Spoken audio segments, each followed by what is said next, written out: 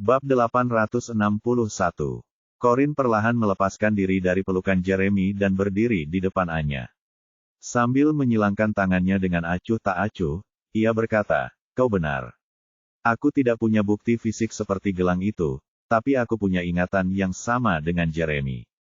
Anya menolak menyerah. Wajar saja kalau melewatkan beberapa detail karena kejadiannya sudah lama sekali. Akulah yang menyelamatkan Jeremy, bukan kamu. Aku mungkin tidak ingat detailnya, tapi aku cukup yakin kamu beruntung dengan tebakan. Aku ingat semuanya sekarang. Aku hanya membawakan Jeremy segulung roti setiap hari karena aku tidak ingin keluargaku tahu aku menyelinap keluar. Dan setahuku, kau bahkan tidak tinggal di kota dekat gunung saat Jeremy terluka. Mustahil gadis kecil sepertimu dulu bisa pergi ke tempat yang begitu jauh dari rumah, jadi ini membuktikan kau berbohong. Corin tersenyum. Nona Anya, Anda keras kepala, iya. Baiklah, saya beritahu Anda. Semua yang terjadi saat itu. Saya dibesarkan dalam sebuah perjanjian, dan Ibu Catrina, biarawati yang menerima saya, membawa saya ke gunung untuk mengumpulkan herba tahun itu. Jadi, kami berdua tinggal bersama penduduk setempat untuk sementara waktu, novel drama. Suatu hari, saya terpisah dari Ibu Catrina, jadi saya harus kembali ke rumah penduduk setempat. Dalam perjalanan menuruni gunung, saya mendengar seseorang batuk di semak-semak, dan di sanalah saya menemukan Jeremy yang terluka. Untungnya, saya belajar homeopati dari Ibu Catrina dan tahu cara mengobati gigitan ular berbisa, jadi saya menyedot racunnya dan membalut luka Jeremy dengan perban dan obat herbal. Lalu, saya akan membawakannya roti gulung dan air dari flash saya setiap hari. Awalnya, kupikir Jeremy kehilangan kemampuan melihat dan berbicara karena bisa ular itu karena dia tidak mau bicara apapun yang kukatakan. Sampai suatu hari, aku pasti berhasil mendapatkan kepercayaannya, karena dia mengucapkan terima kasih untuk pertama kalinya. Baru saat itulah aku tahu dia bisa bicara. Lagi pula, kalau kalian tanya kenapa aku cuma bawain dia roti gulung setiap hari. Yah, itu karena Ibu Catrina menjalankan diet vegetarian yang ketat, jadi roti seperti itu jadi makanan utama kami. Aku bagi-bagi apa yang kumiliki. Anda, Nona Anya, tumbuh besar di tengah kemewahan. Pasti sulit menemukan roti tawar polos seperti itu di rumah Anda. Karena Anda bilang Andalah yang menyelamatkan Jeremy. Katakan padaku, Nona Anya, di mana Anda menemukan sesuatu seperti itu untuk diberikan kepadanya? Anya tidak bisa menjawab sama sekali. Dasar jalang licik. Dia langsung menemukan celah dalam ceritaku, pikirnya. Aku tidak ingat, aku memang tumbuh besar di lingkungan mewah, tapi keluarga kami terkadang juga makan roti tawar. Lagi pula, aku masih kecil waktu itu. Aku hanya mengambil apapun yang bisa kutemukan. Anya mencoba menggertak lagi untuk keluar dari masalah itu. Jeremy menghampiri Corin dan meletakkan tangannya dengan lembut di bahunya. Itu sama saja dengan memberitahu semua orang di pihak mana dia berada. Dia menatap Anya dengan dingin dan berkata, Nona Anya, Anda masih tidak mau mengakui bahwa Anda berbohong tentang menyelamatkan saya. Saat berhadapan dengan Jeremy, Anya langsung bertingkah seperti gadis yang sedang kesusahan. Jeremy, aku punya gelang pemberianmu, akulah yang menyelamatkanmu. Aku tidak memberimu gelang itu secara langsung. Orang yang kuberi perintah itu telah melakukan kesalahan, dan aku akan menghukumnya. Hati Anya serasa dingin, dan ia langsung menangis terseduh-seduh. Jeremy, Corin kesal karena air matanya. Nona Anya, berhenti menangis sekarang. Itu tidak akan berhasil lagi. Kau tidak hanya berpura-pura menjadi gadis yang menyelamatkan Jeremy selama ini, tapi kau bahkan berbohong tentang masalah infertilitasmu untuk memerasnya secara emosional agar mencintaimu. Kau salah satu orang paling hina yang pernah kutemui seumur hidupku. Bab 862. Melihat air matanya tak kunjung keluar, Anya melotot ke arah Corin. Tidak, kau yang bohong. Ini semua jebakan. Ini semua bagian dari rencana jahatmu untuk menyakitiku. Aku akan membuatmu membayarnya. Anya akhirnya menunjukkan warna aslinya, dia tidak perlu berpura-pura lagi karena semuanya sudah keluar di membuka. Dia berlari ke arah Corin dengan tangan terentang, tidak menginginkan apapun selain mencekiknya. Namun, Jeremy mencengkeram pergelangan tangannya sebelum ia sempat mendekat. "Apa yang kau lakukan?" tanyanya mengancam. Memikirkan, Anya tak berani menggila pada Jeremy, jadi ia pun menangis terseduh-seduh. "Jeremy, kau tak boleh percaya sepatah kata pun dari wanita ini. Dia hanya orang desa yang ingin mengubah nasibnya dengan membuatmu menikahinya. Itulah sebabnya dia mencoba memisahkan kita. Dia pikir aku menghalangi rencananya, jadi kau tak boleh percaya padanya." Jeremy terkejut dengan kebohongan Corin, tetapi ia tetap seorang pria sejati. Karena tak ingin mengangkat tangan Corin, ia melepaskannya dengan kesal sebelum menatap Lukas dengan dingin. "Nah, apa kau tak akan melakukan sesuatu pada adik perempuanmu yang berharga ini?" Lukas berdiri tak jauh dari tempat mereka. Ia hendak bergegas untuk menghentikan Anya mencekik Corin, tetapi untunglah Jeremy mendahuluinya. Anya terhuyung mundur setengah meter. Diperlakukan seperti ini oleh Jeremy membuatnya semakin terpukul. Ia menatap Lukas dengan tatapan memohon dan merintih, "Lukas, Corin mencoba menjebakku. Dia menindasku. Kau harus menghentikannya, Lukas." Phoebe menghampiri dan membantu Anya berdiri. "Lukas, kenapa kau masih berdiri di sana? Apa kau tidak mau membela Anya? Bagaimana bisa kau membiarkan orang luar memperlakukannya seperti ini?" Mengetahui Lukas tidak menghormatinya, Phoebe mengandalkan fakta bahwa Lukas selalu memanjakan Anya. Dia pasti tidak akan membiarkan masalah ini berlalu begitu saja. Lukas menatapnya dengan dingin dan berkata dengan dingin, "Aku tidak merasakan apapun selain rasa jijik padamu dan Anya." Kedua mata mereka terbelalak karena terkejut. Anya langsung menghambur ke pelukannya. "Lukas, kok bisa kamu nggak percaya sama aku juga?" Lukas mendorongnya tanpa ragu. "Percaya, kau sudah berbohong kepada kami semua di sini selama 10 tahun, dan sekarang setelah kau terbongkar, kau seharusnya merasa malu pada dirimu sendiri." Novel drama. Kali ini, Anya terdorong 2 meter ke belakang dan hampir jatuh ke lantai.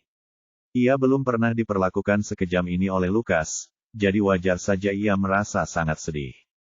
Setelah menenangkan diri, ia menangis, "Lukas, aku benar-benar tidak berbohong. Aku diperlakukan tidak adil di sini."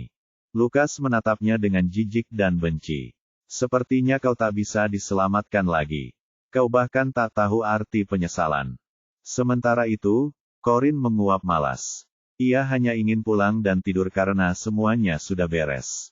Sebelum pergi, ia melirik Maxwell dengan acuh tak acuh, yang duduk diam di samping tempat tidur Sunny. Aneh sekali, kenapa dia tidak pernah turun tangan padahal semua ini menyangkut istri dan putrinya. Seolah-olah dia orang luar dalam semua ini. Yah, kurasa bajingan akan tetap bajingan. Dia memalingkan muka dengan jijik dan mengalihkan perhatiannya ke Sunny, yang sepucat hantu. Seluruh kepercayaannya pada Anya dan Phoebe runtuh seketika. Sebodoh apapun dia tetap mengerti inti ceritanya. Jadi selama ini Anya berbohong soal menyelamatkan Jeremy. Aku tak percaya dia pura-pura mandul hanya untuk membuatnya merasa bersalah. Bab 863. Dan ibuku sendiri mencampur jus delima dengan sesuatu yang bisa menyebabkan keguguran untuk menggugurkan kandungan Corin. Seharusnya aku tidak minum jus delima itu, aku tidak akan berakhir di rumah sakit ini. Baik Anya maupun ibuku bukanlah orang baik hati seperti yang kukira. Itu semua hanya sandiwara, pikir Sunny. Corin tahu Sunny sedang merasakan pukulan berat di hatinya yang rapuh. Ia menggelengkan kepalanya tanpa daya dan berkata, "Tuan Sunny, semoga Anda segera pulih dan bisa melewati semua ini dengan lebih bijaksana." Sunny mengerutkan kening dengan kesal pada Corin. Ia ingin mengatakan sesuatu, tetapi memutuskan untuk tetap diam. Tak ada kata yang bisa menebus kesalahan Anya dan Phoebe terhadap Corin. "Ayo pergi, Tuan." Corin menggenggam tangan Jeremy, lalu mereka berdua keluar ruangan sambil bergandengan tangan. Namun, mereka bahkan belum melangkah 2 langkah ketika Anya menarik lengan baju Jeremy. "Jangan pergi, Jeremy. Aku bisa menjelaskan. Segalanya tidak seperti yang dikatakan Corin." Corin menguap sebelum melirik Anya. Ia lalu menutup telinganya sambil memperhatikan dalam diam. Jeremy menatap Anya dengan kesal. "Nona Anya, kau benar-benar tidak tahu kapan harus berhenti, iya. Apa belum cukup kau berbohong padaku selama 10 tahun terakhir sehingga aku melakukan apapun yang kau mau? Izinkan aku memperingatkanmu sekarang, aku akan menindakmu jika kau berani membuat istriku tidak bahagia. Setelah berkata demikian, dia mengangkat bahu dengan dingin dan menautkan jari-jarinya dengan jari-jari Corin lagi sebelum berjalan keluar ruangan bersama-sama. Jeremy, Anya dengan keras kepala mengejarnya tetapi dihentikan oleh Lukas, novel drama. Cukup, apa kau tidak punya malu? Biarkan saja mereka. Anya sudah kehilangan akal sehatnya saat itu. Ia menangis terseduh-seduh dan memohon, Lukas, kau harus percaya padaku. Corin yang mengatur semua ini. Wanita jalang itu akan melakukan apa saja untuk merebut Jeremy dariku. Sisa-sisa cinta adiknya kepada Anya langsung luluh lantak di hati Lukas ketika mendengar Anya memanggil Corin, jalang. Wajahnya memucat, dan ia menyipitkan mata. Apa katamu? Anya sedang marah-marah, jadi dia tidak menyadari perubahan pada Lukas. Kubilang aku tidak bersalah. Semua yang terjadi hari ini sudah direncanakan oleh perempuan jalang itu untuk Men.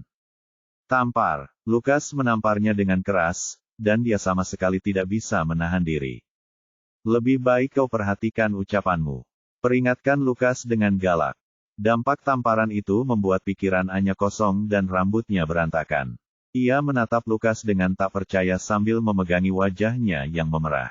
Matanya terbelalak kaget, dan air mata segera mengalir deras. Apa kau baru saja memukulku karena Corin? Tidak, ini tidak mungkin terjadi.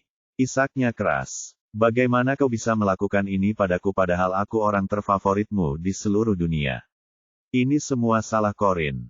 Lukas merasa Anya tidak pantas dikasihani mengingat betapa tidak menyesalnya dia. Aku tidak punya waktu untukmu sekarang, jadi pikirkan sendiri kesalahanmu, katanya dingin sebelum meninggalkan ruangan.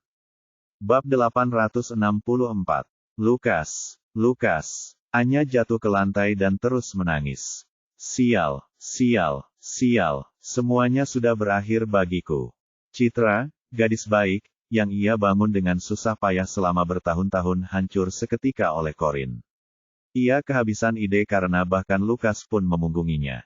Phoebe mulai panik ketika melihat putrinya, yang dulu dimanjakan semua orang, dimarahi semua orang. Hatinya hancur ketika melihat betapa kerasnya Lukas menamparkan Anya. Dia menatap Maxwell dengan sedih. Katakan sesuatu, Maxwell. Bukankah kau baru saja melihat Lukas menamparkan Anya? Sebagai ayah mereka, bukankah seharusnya kau melakukan sesuatu? Maxwell duduk di sana dengan tenang. Wajahnya telah kehilangan keremajaannya, tetapi sebagai gantinya, ia tampak seperti mendapatkan penerimaan tertentu terhadap kehidupan. Buah jatuh tak jauh dari pohonnya.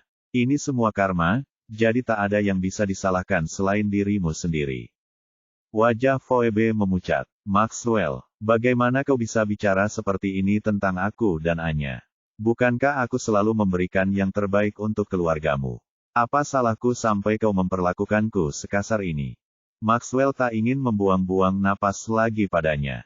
Ia menunduk untuk menenangkan diri. Apa cuma aku, atau memang Corin memang mirip Emily?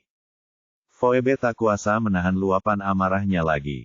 Aku bicara padamu, Maxwell. Kenapa kau tak mau menatapku? Kenapa kau selalu memperlakukanku seolah aku tak ada? Sekalipun kau tak menyukaiku, setidaknya kau harus jadi ayah yang baik untuk Anya. Anya telah kehilangan seluruh kepercayaan dan kasih sayang Lukas, jadi dia berharap ayahnya setidaknya akan membelanya. Ayah, jangan bilang ayah juga tidak percaya padaku. Ayah tidak boleh percaya Corin. Wanita jahat itu yang merencanakan semua ini. Cukup. Teriak Sunny, yang sedang bersandar lemah di kepala tempat tidur. Ia belum pernah bersikap sekasar itu kepada Phoebe atau Anya sebelumnya. Anya terkejut. Sunny, kenapa kamu teriak-teriak gitu? Kamu hampir bikin Anya mati ketakutan. Tegur Phoebe dengan nada kesal. Saat itu, Sunny sangat marah. Ia merasa jijik dan kesal melihat Phoebe dan Anya tampak tidak menyesal. Meskipun ia sulit menerima kenyataan bahwa ibu dan adik perempuannya telah menjadi orang-orang yang paling ia benci di dunia, ia tidak punya pilihan selain menghadapi mereka. Novel drama. Kalian semua, Keluar. Aku butuh ketenangan untuk berpikir. Aku bisa mati karena semua tangisan dan teriakan kalian, meskipun pendarahan dalam ini tidak membunuhku. Bab 865. Phoebe dan Anya terkejut karena Sunny berteriak pada mereka. Maxwell langsung berdiri dengan tenang dan mengambil jaketnya yang tergantung di sandaran kursi. Semoga cepat sembuh, Sunny. Tekan tombol panggil jika kamu butuh sesuatu, dan seorang perawat akan datang untukmu. Dia kemudian berjalan menuju pintu, dan dalam perjalanannya ke sana, dia berkata kepada Phoebe, kamu harus membiarkan anakmu beristirahat jika kamu ingin dia sembuh. Dia sudah keluar pintu saat dia mengucapkan kata terakhirnya.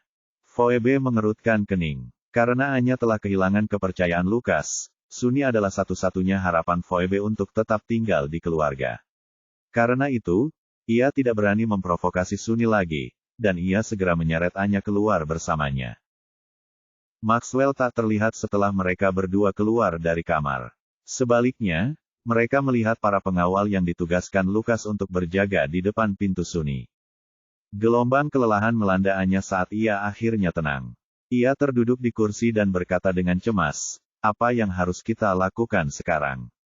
Bahkan Lukas pun tidak percaya padaku lagi. Dan aku cukup yakin Jeremy tidak akan mau bertemu denganku lagi, tidak setelah dia tahu aku bukan gadis yang menyelamatkannya. Phoebe juga tidak tahu harus berbuat apa, pikirannya melayang kemana-mana. Corinne pasti mengalahkan kita. Aku juga bingung, Anya. Kita berdua bakal canggung mulai sekarang. Kakek nenekmu nggak pernah suka sama aku. Bayangkan gimana mereka bakal menghukumku kalau tahu soal jus delima itu. Apakah hanya itu yang bisa kita lakukan?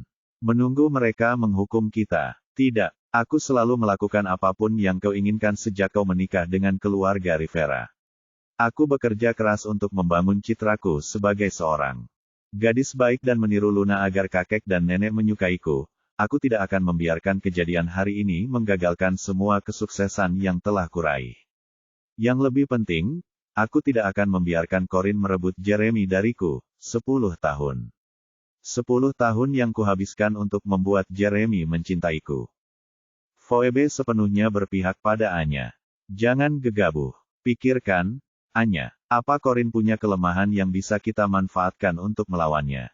Setelah memikirkannya, Anya menggelengkan kepalanya. Wanita jalang itu sepertinya tidak punya kelemahan. Dia tidak punya teman atau keluarga yang bisa kita ancam. Tumbuh liar di pedesaan berarti dia bisa melakukan apapun tanpa khawatir tindakannya akan merugikan orang lain.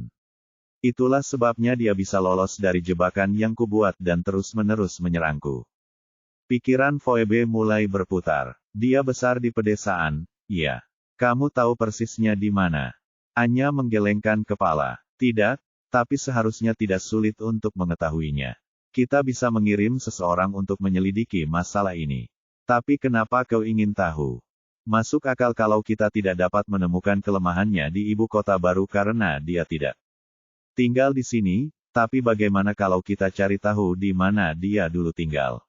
Maksudku, setiap orang punya masa lalu yang ingin mereka sembunyikan. Dan kalaupun dia tidak menyembunyikannya, kita bisa mengarangnya saja, jawab Phoebe sambil berpikir. Mata Anya yang memerah langsung berbinar. Maksudmu? Phoebe mengangguk. Anya, kita mungkin tidak bisa membalikkan keadaan dengan keluarga Rivera, tapi bagaimana kalau kita ubah taktik kita? Karena kita tidak bisa menggulingkan argumen Corinne hari ini berdasarkan logikanya. Kedengarannya, kita bisa membuat orang-orang di masa lalunya meragukannya dan menuduhnya pembohong. Ini secara tidak langsung akan membatalkan semua yang dia katakan hari ini. Anya mulai dipenuhi harapan baru. Ide yang bagus. Kita harus segera mengerahkan orang-orang kita untuk melaksanakan rencana itu. Oh, Corinne, tunggu saja. Aku akan membuatmu membayar jika itu hal terakhir yang kulakukan. Dan kali ini, aku akan memastikan kau tidak akan pernah bisa kembali lagi. Bab 866. Corinne. Corinne mendengar seseorang meneriakkan namanya tepat saat ia hendak masuk ke mobil.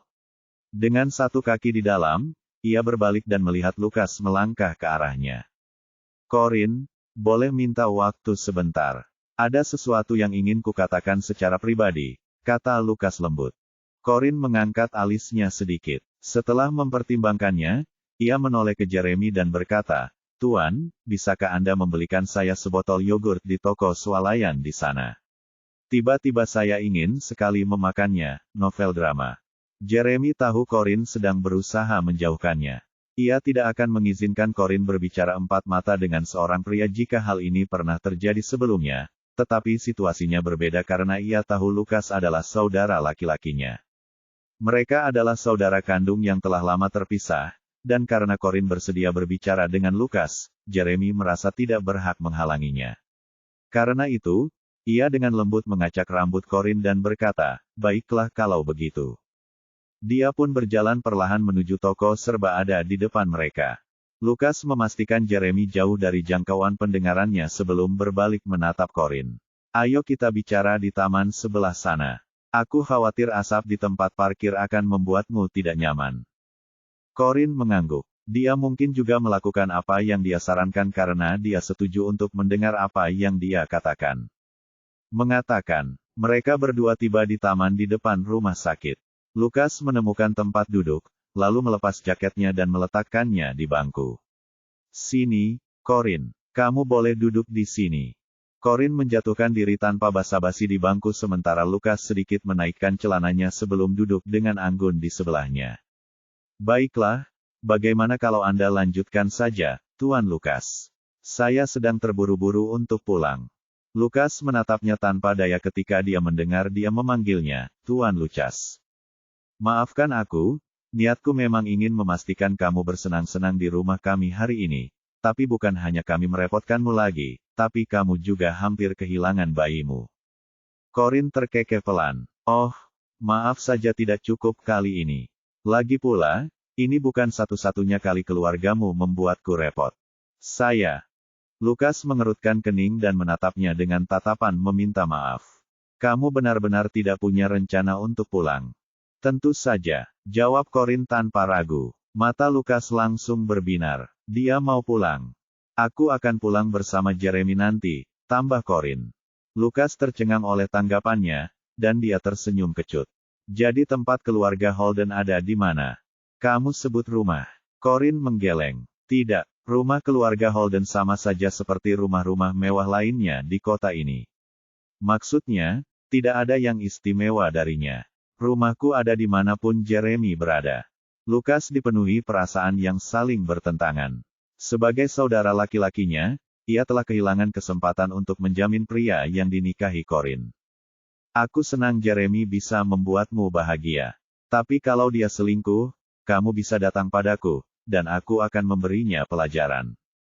Corin mendengus. "Aku nggak butuh pelajaran darimu, soalnya aku bakal putus aja sama dia kalau dia berani selingkuh. Aku lebih suka nggak ada cowok dalam hidupku daripada mati-matian bertahan sama si brengsek tukang selingkuh itu." Bab 867. Jawaban Corin mengejutkan Lukas, tetapi matanya kemudian dipenuhi kekaguman pada adik perempuannya yang telah lama hilang. Perbedaan antara dia dan Anya sangat mencolok. "Beginilah seharusnya adikku, perempuan mandiri yang tak takut mencintai dan melepaskan di saat yang bersamaan. Anya hanya tahu cara menangis dan bertingkah seperti gadis yang sedang dalam kesulitan. Aku pasti buta di masa lalu sehingga tidak melihat betapa dramatisnya dia." Dia menarik napas dalam-dalam sebelum bertanya, "Corin, apakah kamu datang bekerja untukku karena kamu ingin mencari tahu mengapa ibu meninggalkan rumah kita bersamamu?" "Yap, benar, aku Corin. Tak ada alasan untuk menyembunyikannya karena semuanya sudah sampai pada titik ini." Lukas mendesah. "Kau tak perlu melakukan itu lagi. Aku akan memberitahumu apapun yang ingin kau ketahui." Corin menyipitkan mata dan berkata dengan nada mengejek, "Mau cerita? Hah? Kamu cuma mau bilang ibu berbuat salah dan ketahuan tidur dengan pria lain, dan karena itulah dia diusir dari rumah." Lukas mengerutkan kening. "Aku juga tidak ingin mempercayainya, Corin, tapi aku melihat ibu keluar dari hotel dengan pria lain." Corin mendengus. "Memangnya kenapa? Itu belum cukup bukti. Aku sendiri sudah keluar dari banyak hotel dengan banyak pria berbeda. Apa itu berarti aku tidur dengan mereka semua?" Wajah Lukas menjadi gelap. "Jangan bicara omong kosong seperti itu." Corin memutar bola matanya. Apapun yang terjadi saat itu, aku akan selalu percaya ibuku bukan wanita seperti itu. Lukas senang melihat Corin membela ibu mereka dengan gigih. Ia mengangguk dan berkata, kurasa ibu juga bukan wanita seperti itu. Itulah sebabnya aku sudah meminta anak buahku untuk menyelidiki masalah ini selama bertahun-tahun. Meskipun, kami belum menemukan bukti yang mendukungnya. Corin kecewa padanya. Itu bukan berarti tidak ada apa-apa. Tidak perlu jenius roket untuk mengetahui siapa yang paling diuntungkan dari ibu yang diusir dari rumah. Orang itu adalah tersangka terbesar. Dan kau menyambut pencuri itu ke dalam rumah dan memperlakukannya seperti ibumu sendiri. Alih-alih marah, Lukas justru merasa sangat disalahpahami.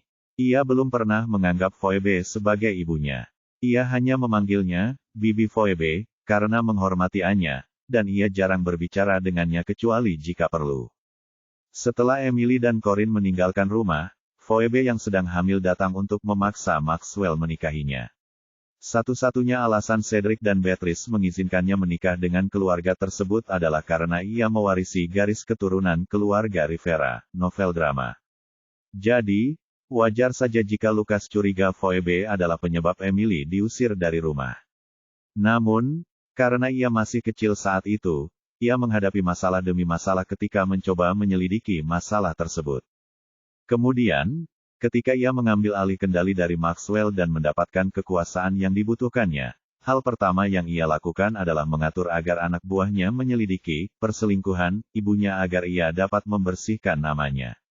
Sayangnya, mereka tidak dapat menemukan bukti konklusif yang menunjukkan perbuatan Phoebe.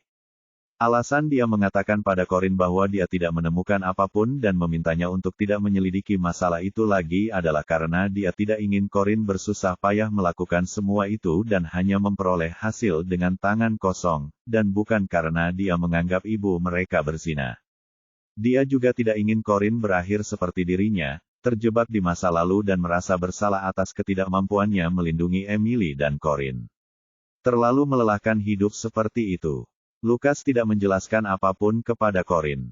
Dia hanya menghela napas dan bertanya, kemana ibumu pergi setelah kalian berdua meninggalkan keluarga? Kenapa kalian tidak tinggal bersama? Corin mengerutkan kening saat segudang emosi membuncah di hatinya. Aku juga tidak tahu apa yang terjadi. Semua ingatanku tentang masa itu kabur. Aku hanya tahu ibu menitipkanku pada keluarga Carew, dan setelah itu ia menghilang. Bab 868. Lukas menyipitkan matanya. Jadi, kemungkinan besar ibu masih hidup. Corin menarik napas dalam-dalam. Aku mengandalkan itu, tapi aku juga tidak yakin karena aku tidak menemukan jejaknya masih hidup. Aku hanya berhasil mengumpulkan lukisan-lukisan yang ditinggalkannya. Lukas mendesah. Aku sudah mencarinya selama bertahun-tahun dan akan terus mencarinya sekarang setelah kau kembali. Corin mengangguk. Oke, terima kasih, Tuan Lukas.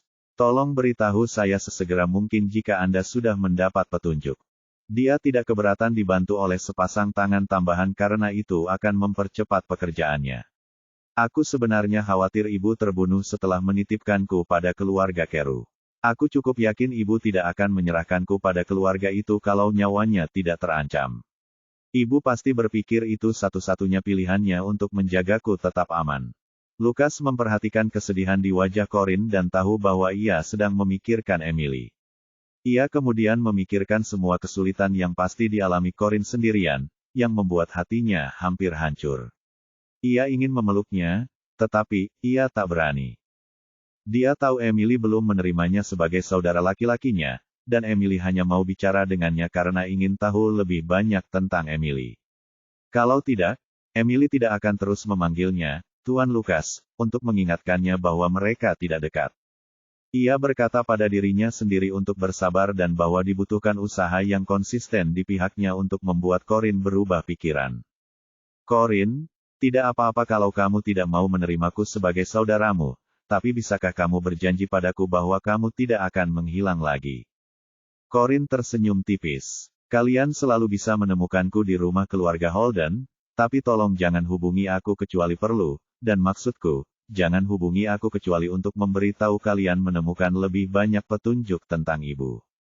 Keluarga Holden tidak akan pernah menerima orang seperti kalian. Lalu dia berdiri dan melakukan peregangan. Baiklah. Jeremy sudah menungguku cukup lama, jadi aku pergi dulu. Seandainya Lukas tidak ingin dia pergi, ia tidak memintanya untuk tinggal karena ia tahu ia tidak berhak melakukannya. Ia pun berdiri dan berkata dengan cemas, jangan berjalan terlalu cepat, oke? Dan perhatikan langkahmu. Corin hanya melambaikan tangan padanya tanpa melihat ke belakang saat dia berjalan menuju tempat parkir. Lukas menatap tajam ke arah punggung wanita itu. Ia ingin mengantarnya pergi, tetapi khawatir hal itu akan membuatnya kesal. Untungnya tempat parkirnya tidak terlalu jauh, jadi ia bisa melihat apakah wanita itu sudah sampai di mobil dengan selamat dari tempatnya berdiri. Ia tak mengalihkan pandangannya sampai melihat Corin berdiri di samping Jeremy. Setelah itu, ia mengambil jasnya untuk membersihkan debu yang menempel. Tepat ketika ia hendak berbalik, ia bertemu Maxwell. Hubungan mereka berdua tidak sebaik dulu sejak Emily pergi. Lukas, apa yang baru saja kamu bicarakan dengan Corin? Tanya Maxwell. Oh, bukan apa-apa. Aku cuma minta maaf padanya atas semua yang terjadi hari ini. Sungguh hari yang buruk bagi keluarga kita, jawab Lukas acuh tak acuh. Maxwell juga berpikir begitu. Ia mengangguk lalu bertanya, bagaimana dia akhirnya menikah dengan anak Holden itu? Alis Lukas terangkat mengejek. Kenapa kau bertanya? Apa kau tertarik padanya?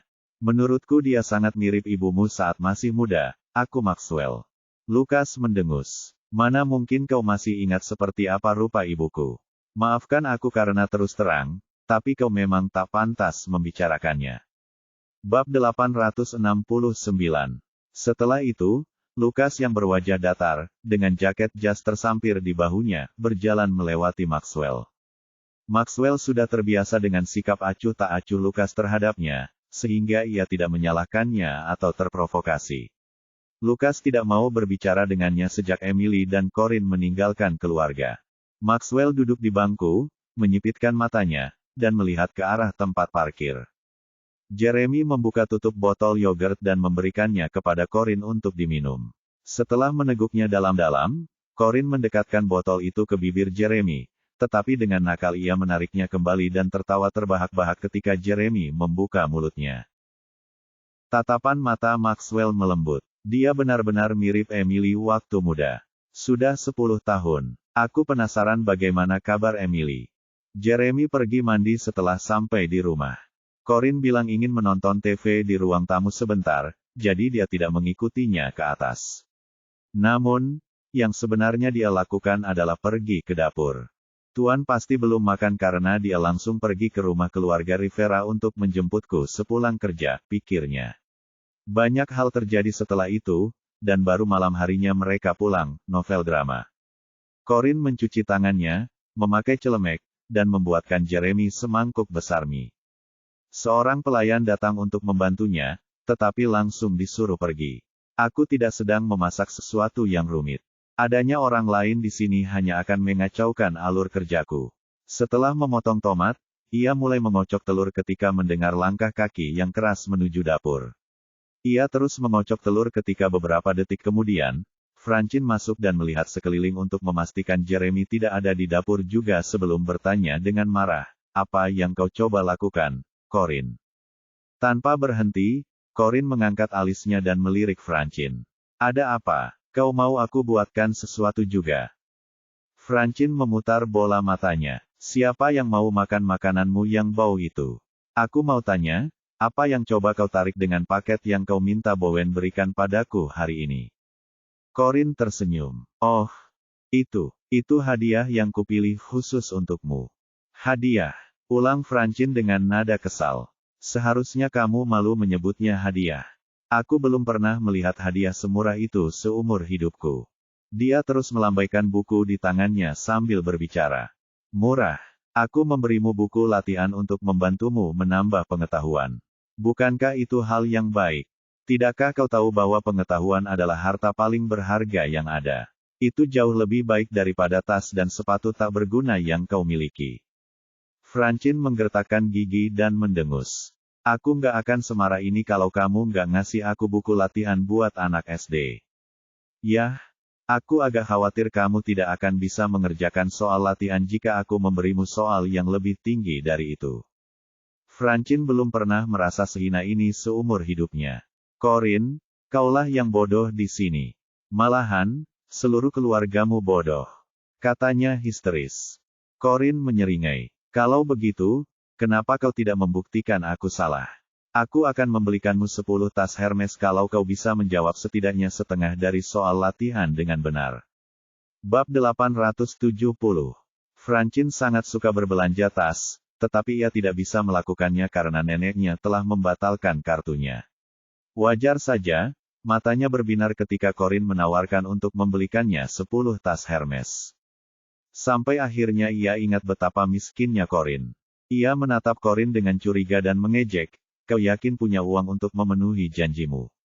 Corinne tersenyum. "Aku yakin kakakmu punya lebih banyak lagi kalau aku tidak punya.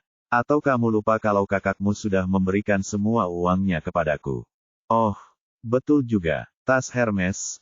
Aku datang," pikirnya gembira. "Sebaiknya kau tepati janjimu, Corinne. Jangan berani-beraninya kau mengingkari janjimu setelah aku selesai mengerjakan buku latihan."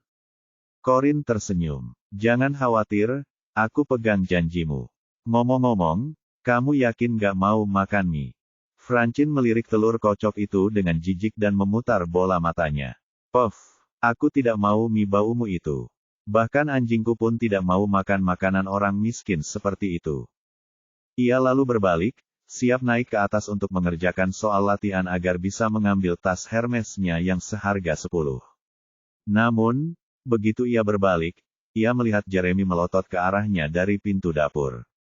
Dia baru saja selesai mandi dan mengenakan jubah mandi. Lengannya disilangkan di dada, dan dia jelas-jelas melotot. Francine langsung tegang. "Jeremy, kapan kamu sampai di sini?" Jeremy mengerutkan kening. "Sepertinya kau tidak akan mengubah sifat burukmu itu sampai aku memberimu pelajaran."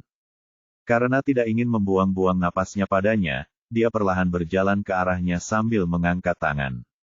Francine langsung mundur dan bersembunyi di belakang Corinne, yang sedang mengocok telur. "Jeremy, aku tahu aku salah sekarang. Aku. Kemarilah," perintah Jeremy dengan tegas. Dengan gemetar, Francine menarik lengan baju Corinne tanpa daya. "Selamatkan aku, Corinne." "Pak, saya butuh 1 telur lagi. Bisakah Bapak mengambilkan 1 dari kulkas?" tanya Corinne dengan acuh tak acuh. Jeremy yang tidak pernah menentang perintah Corinne, hanya melirik Francine dengan pandangan memperingatkan sebelum mendesah dan berjalan ke arah lemari es. Francine segera berlari keluar dapur. Sesampainya di lorong, ia menghela napas lega. Namun, ada sesuatu yang tak bisa ia pungkiri. Kenapa naluri pertamaku adalah bersembunyi dan meminta bantuan Corinne? Dan kenapa dia membantuku? Maksudku, aku hanya memberinya masalah dan bahkan memarahinya sejak dia pindah ke sini. Rumah, jadi kenapa dia membantuku? Dasar gadis aneh. Ini menyebalkan. Tunggu, sekarang bukan waktunya memikirkan ini. Aku harus menyelesaikan soal latihan di buku ini untuk mendapatkan 10 tas Hermesku. Kembali ke dapur. Jeremy menghampiri Corinne sambil memegang sebutir telur dan memecahkannya di atas mangkuk sebelum membuang cangkangnya ke tempat sampah. Ia menatapnya dengan kesal dan berkata, "Kenapa kau menolongnya padahal selama ini dia selalu bersikap kasar padamu?" Corinne mulai mengocok telur. "Hah, apa aku membantunya?" tanyanya tanpa sadar. Jeremy menempelkan tangannya di pipinya. "Kau memancingku dengan memintaku mengambilkan telur dari kulkas untukmu agar dia bisa kabur. Kalau itu tidak membantunya, aku tidak tahu apa lagi."